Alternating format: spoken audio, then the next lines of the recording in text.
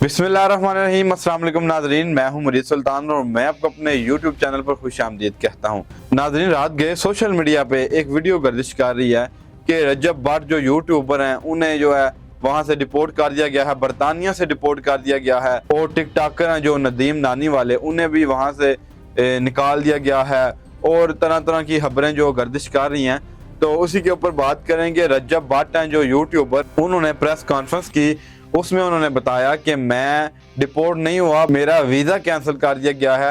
अच्छा बट साहब, कल ये खबर चली थी कि जनाब आपको डिपोर्ट कर दिया गया, इसमें कितनी सदाकत है? नहीं सर, बिल्कुल बुलशिट सी बात है। कोई डिपोर्टेशन नहीं हुई और डिपोर्ट होके इंसान बिजनेस क्लास में वापस नहीं आता। मैं बिजनेस क्लास में आया हूँ। मेरा वीज़ा ज़रूर कैंसिल हुआ क्योंकि उनको यहाँ से कुछ होम ऑफिस को, यूके बहुत स्ट्रिक्ट है चीज़ों को लेके। होम ऑफिस में रिक्वेस्ट की है कि इस पे 295 का केस है, पे और भी ब्लास्फेमी के केसेस हैं।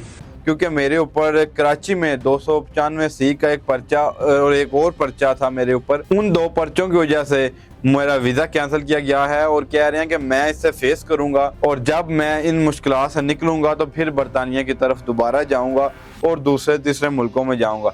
और उनका यह भी कहना था कि अगर मैं दूसरे मुल्कों में ना भी जाऊं, पाकिस्तान में रहूं, तो फिर भी जो बैन लगाया गया दूसरे मुल्कों में वो तो खत्म करवाना लाजमी है। ये कि ट्रैवल बैन किसी भी कंट्री का लगवाना क्यों अपने ऊपर?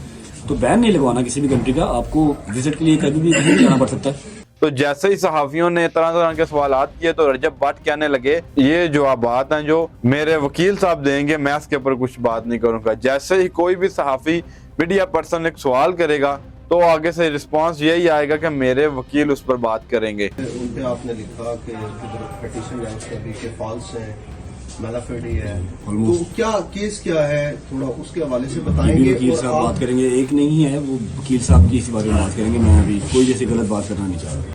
तो इससे साफ साफ जाहिर होता है कि रजब भट्ट में कुछ कोताहियां हैं जो उसके ऊपर बात करना नहीं चाह रहे। और मैं साथ साथ ये भी आपको बताता चलूं कि यूट्यूबर रजब भट्ट का जब ये मामला शुरू हुआ तो वो रातों रात बरतानिया फरार हो गए। जब NCCI के महकमे ने उनसे बातचीत की तो उन्होंने बिल्कुल वो कहा कि मेरे मामलात क्लियर हैं। जैसे ही पाकिस्तान की एजेंसीज ने बरतानिया की एजेंसी से रब्ता किया कि ये बंदा हमें मतलूब है, तो फिर यूट्यूबर रजब भट्ट का पासपोर्ट कैंसिल किया गया। मैं आपको बताता चलूं कि पासपोर्ट जो है वो 2027 तक था। तो कैंसिल करने की वजह यही बनी कि नदीम नानी वाले हैं जो टिकटॉकर और यूट्यूबर रजब भट्ट, इन दोनों ने अपनी जमानतें ले ली हैं। नदीम नानी वाली की जो सिस्टर हैं उन्होंने उनकी 20-20 हज़ार के मुचलके जमा करवा के जमानतें ली हैं। और जो रजब भट्ट हैं उनके करीबी दोस्त हैं मोहम्मद अली नाम से, उन्होंने मुचलके जमा करवा के उनकी जमानतें ली हैं। अब वो पेश होंगे अदालत में। अब देखते हैं कि आगे पाकिस्तान की अदालतें उनके साथ क्या करती हैं।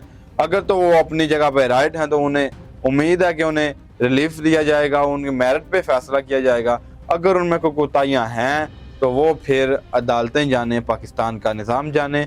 मिलते हैं आपको कोई नई वीडियो के साथ, तब तक के लिए अपना ख्याल रखें।